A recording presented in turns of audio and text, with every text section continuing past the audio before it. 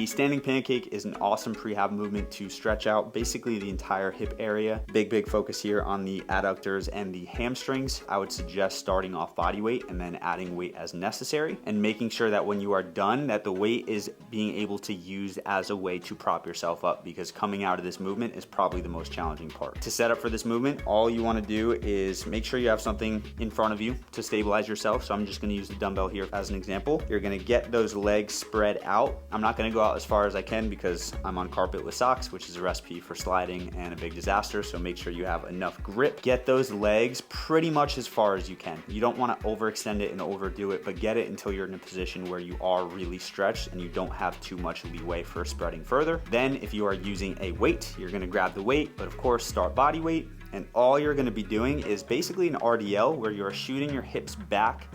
And then when the hips can't go back anymore, you can also bend the back, but you should have a really nice stretch on the inside of your legs, the hamstrings, a little bit in the hip flexors. So get that full stretch, hang out there for a second, and then pop up. And then again, make sure you're using full control here and you are sitting at the bottom of that stretch, really breathing into it, and then you can pop up.